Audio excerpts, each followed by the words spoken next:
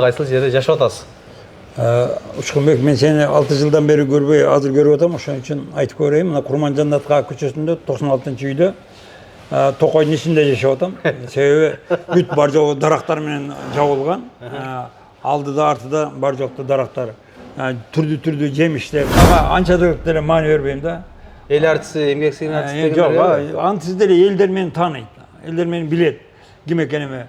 Азыр эл артиси болуп, эмгек сиңирген артист, эл артиси болуп, даже эл баатыры болуп жүргөн адамдар бар да. Бирок аларды эч ким тааныбайт да. Бир юмор айтып берейинби? Филармонияда ошондой вручение болуп калды. Ана ал Роза Тумбаеваны убагында. Анан барып, мен көрөйүнчү эмне болор экен деп бардым да. Барсам аны элдерге бир 20-30 адамга наам беришти. Учкунбек каналында биринчи жолу болуп жаткан болсоңуз, каналга катталып, лайк басып, ой пикир калтырууну унутпаңыз. Ассаламу алейкум, урматтуу Учкунбек каналынын катталуучулары. Бүгүн биз Ордол Ош шаарындабыз. Белгилүү Кудул 43 жылдан бери биздин кыргыз мекендештерибизге маданий кызмат кылып келе жаткан супер Кудул Жамбыл Камчиев агабыз менен маек кылмакчыбыз. Андыктан каналга катталып, лайк басып, жакшы ой пикир жазганды унутпайбыз. Ассаламу алейкум. Куш келипсиз. Алтындай убактыңызды бөлүп, ушундай маекке келип отурасыз. Алгач эле ошо эфирде сыртка сүйлөшүп калдык. Ош шаарында 2-курстун студентимин деп калдыңыз. 2-курска көчтүм. 2-курска көчтүңүз. Жашоо каерде болуп атат? Жашоо мына Курманжанатка 96. Үйүм ошол эски мындай жер үй. Айланасы бүт дарактар менен курчалган.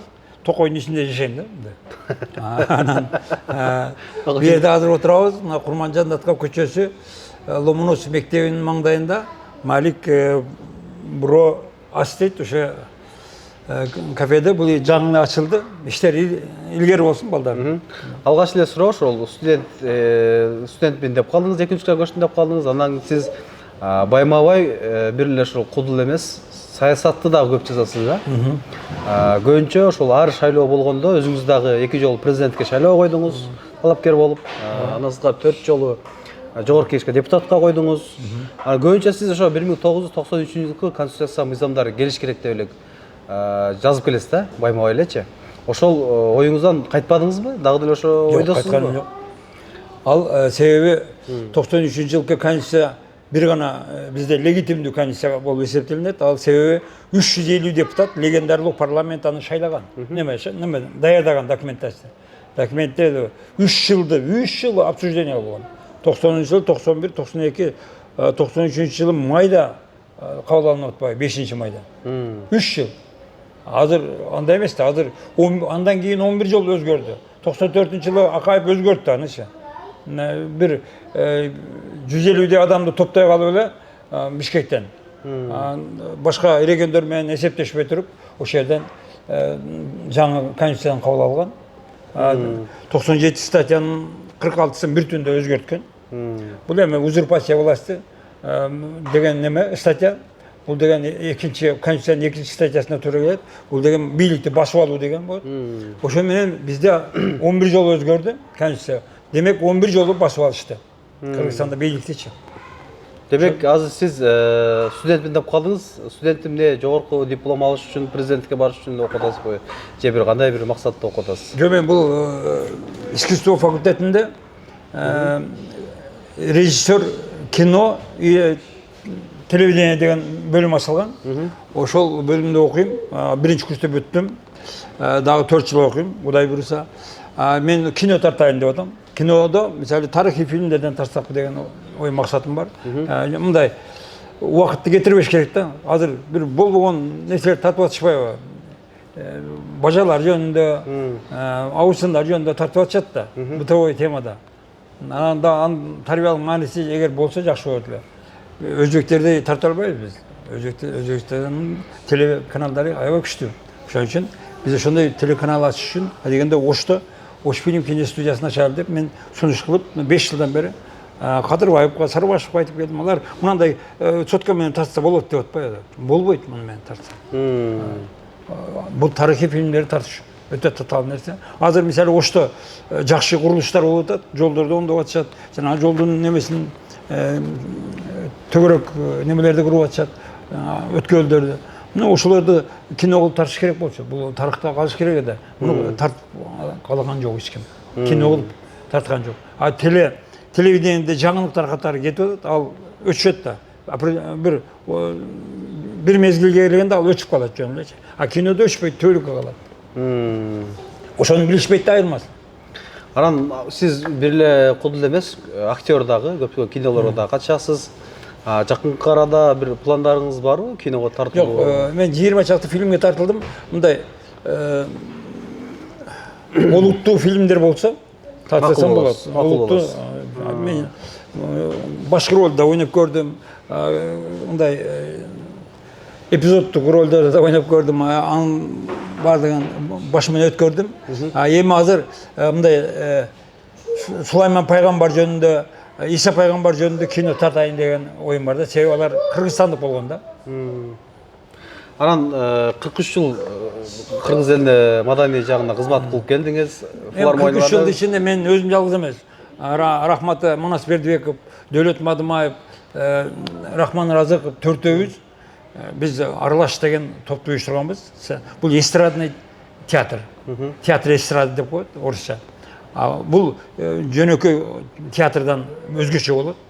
Азыркы ойноп аткандар мисалы неме ким? Абдулда ойноп атат, Тынарлар ойноп атат, Борончу, Нарымбектер ойноп атпайбы? Булар бардыгы театральный немеде кудулдар. Эстрадный кудул башкача болот. Эстрадный жанры бөлөк болот. Ошо 43 жылдын ичинде кандай мамлекеттерден наамдарга жетиштиңиз? Мен эми 43 жылдын ичинде Өзбекстанга, Тажикстанга барып концерт бердим, Казакстанга, Россияга барып, башка жака бара албадым. Жок, мамлекет жагынан кандай сыйлыктар, наамдарга ал? Ошо неме маданияттын мыкты кызматкери деген наам беришкен. Жанагы Азамат Жаманкулов деген жигит. Прямо элдин көзүнчө мыскыл тамашага келген такты эле. Элдер баары кол чабып ишти. Эл артисти, эмгек сиңир артист жок. Жок, анан мындай кыйынчылык мен тагып келдим да, багы значокту тагып келип анан балдарга көрсөтүп неме этип атсам, балдар айтат. Үйдө. Буну уборщица менен кароолчуга деле берип атат дейт. Анан деди мен мейли дедим. Зато мындай жалтырап турса, элдин көзү тийбейт, кирдеси кирбейт. Ошого келип урунат да кайып кетет дедим. Эл артист, эмгек сиңир артисти негизи сиздин балдарыңыз менен небереңиз менен теңдери да калып калат да, эги күчсүзчү. Сиз сахнага чыкканда төрөлө элек балдар азыр эл артисти, эмгек сиңирген наамдарын алтат да. Сизге бир ыңгайсыз жаратпайбы? Эми бир сахнада жүрүп калганда. Биринчи мен буга таң калып аттым. Анан кийин өзүм ыңгайсыз да сезип аткам. Бирок азыр көнүп калдым. Бул деген нормальный нерсе. Мисалы Кавказский пленницаны тарткан ким тарткан билесиңби? Жок, билбейт экенмин. Режиссерді. Жок. Гайдай деген тартканда. Ал ошол көрдүңбү? Деген Маргунов, Вицин, Никулин, народный артист РСФСР болду да. Акшыга эчтеке берген жок, ал режиссер. Ал ошол юмордун бардыгын ойлоп тапкан киши. Аны мамлекет баалаган эмес да. Себеби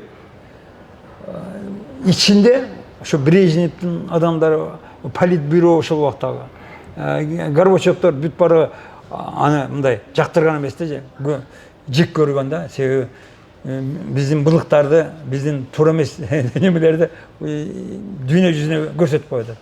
Балким сиз көп жылдан бери ушу саясий кемчиликтер дагы байма-бай Facebook баракчаңызда жазып келесиз да. Балким ошонун кесепетинде сизге бир наамдар жок болгондур. Мен аны Facebook'та эмес, сахнадан да айтам да. Сахнадан айтканым үчүн болот да болчу. Балким ошол үчүн. Ошон үчүн ачык эле айтам да. Анан кийинки жылдары муну Тынар менен Абдулда да айта баштады эле, мен коркуп жүрөт элем да.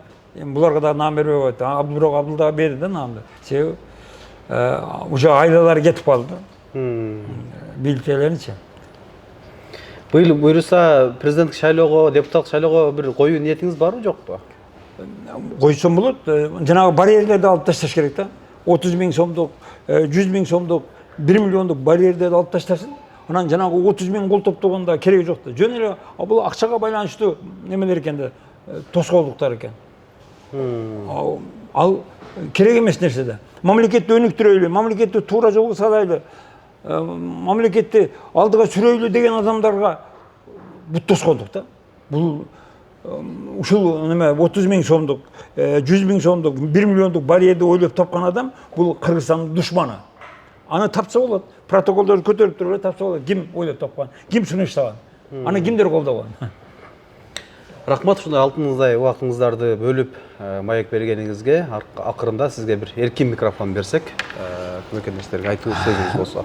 Урматтуу мекендештер, Кыргызстанда барчылык, токчулук, тынччылык, ынтымакчылык болсун. Кудайым кокустук беледен, жалган жаладан сактасын бардыгыбызды. Кыйкырып келген жоодон Кудай сактасын, селден, өрттөн, шамалдан, жерибиз титиребесин, элибиз битиребесин. Анан калгандарын өзүбүз эптеп алабыз да. Бир юмордон дагы айтасыз, акыркы юморлоруңуз болсо. Юморлордон көп эле бар. Аны кайчы юморду айтсам экен. Жана айтып калдыңызбы, эл артисттери барып сүрөткө чыгып атса, бардыгы бизге сүрөткө түштү деп. Юморду айтып калдыңызбы? Ал мындай болду да. Ошондой наам берип атат экен деп, мен филармонияга барып кантип берет экен наам деп барып көрүп отурдум да залдачы. Көрүп отурсам, анан бир убакта танапис болду, наамдарды берди. Заслуженный народный деген наамдарды берди. Багындай грамоталарды берет экен, президенттин грамотасын. Анан эшикке чыгышып, анан сүрөткө түшүп атат бир 30-40 адамчы.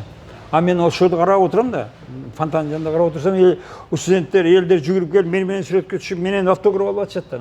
Балдар, тигилерге барсаңар, тиги народный артист, заслуженный артисттер болуп атпайбы, ошолордон алсаңар десем, ошолор менен сүрөткө түшпөйсүңөр десем, байке, сиз унчукпай эле түшө бербейсиз биз менен. Тигилерди ким тааныйт? Биз сизди гана тааныйбыз, башкаларын тааныбайбыз. Ошол нерсенин өзү немеде?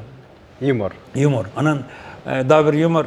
Рахман Разыков досум немеге Южный Сахалинге алып барды. Анан жолдо кетип атабыз да, поездда тамбурда неме үчүн баш бармагын кырып кетти да неме. Жабылып кетип, случайно. Анан ошол жерден читада түшүп калгандын колун таңып, эртеси кабар үскө мантип колун көтөрүп алып барды да таңып алыпчы. Бул эмне аны? Ошондой ооруп атат, мындай баш бармагым жарымын алып кетти деп, тырнагым жарым алып кетти. Жаман болуптур. Улам күндө биз менен эсептешпей туруп өзүң каалагандай шаарга уюштуруп атасың концертти.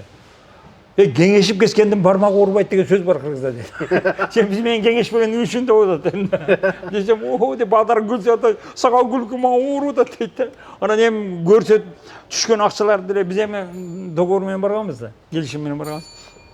Түшкөн акчаларды мага көрсөтүп деле көрсөтпөй деле шпылдатып эсептеп аттың эле мага деп. Эми бул колуң менен кантип эсептейсиң дедим да. Сол колуң менен.